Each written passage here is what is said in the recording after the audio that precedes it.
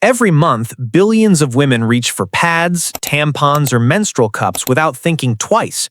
But for more than 99.9% of human history, none of those existed. There were no pharmacies, no disposable products, not even woven underwear. So what did the first human women do when they got their periods? The answer is surprisingly difficult to uncover, because unlike stone tools or bones, the things they used almost never survived. Yet, by combining archaeology, anthropology, and the lifestyles of modern hunter-gatherers, scientists have begun to piece together a remarkable story. Let's start with a simple fact. Anatomically modern humans have existed for roughly 300,000 years. Agriculture is only about 12,000 years old. That means for almost all of our history, women lived as hunter-gatherers, constantly moving across forests, grasslands, and deserts. They carried only what they needed to survive. Every extra item meant extra weight, so anything they used during menstruation had to come directly from the environment. No one can point to a prehistoric pad because soft materials rarely survive for thousands of years, but anthropologists have documented that traditional hunter-gatherer societies across different continents independently used whatever was locally available. Soft moss, absorbent plant fibers, strips of bark, animal fur, leaves, or folded pieces of hide could all serve the same purpose. Different environments produced different solutions, but they all shared one idea: use what nature provides. But here's what's fascinating. The biggest difference wasn't what early women used, it was how often they needed to use it.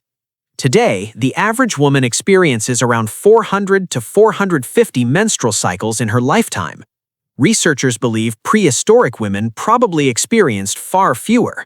They often reached puberty later because childhood nutrition was different. Pregnancy was more frequent, and breastfeeding commonly continued for several years.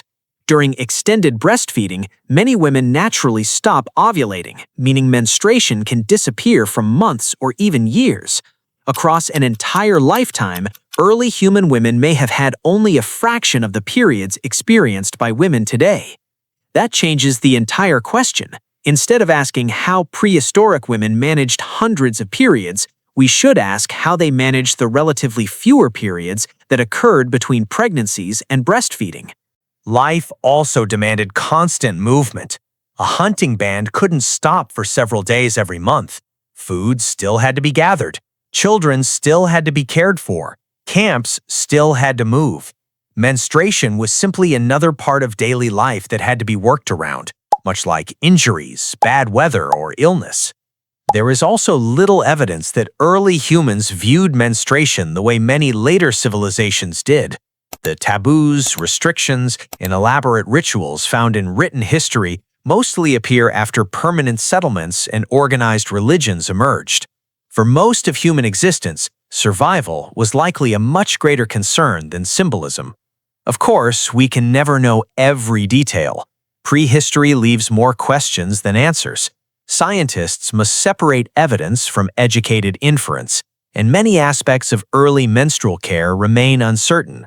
But that uncertainty tells us something important. Some of the most essential parts of human life leave almost no trace behind. When we think about prehistory, we imagine spear points, cave paintings, and mammoths crossing frozen landscapes. We rarely imagine the ordinary realities that shaped everyday life. Yet for hundreds of thousands of years, women quietly adapted to menstruation using little more than the natural world around them. Those solutions were never patented, never written down, and almost never fossilized. They disappeared with the people who used them, but they carried half of humanity through nearly all of human history. Long before factories, pharmacies, or modern medicine, survival depended not on perfect technology, but on human adaptability. And perhaps that's the oldest story our species has ever told.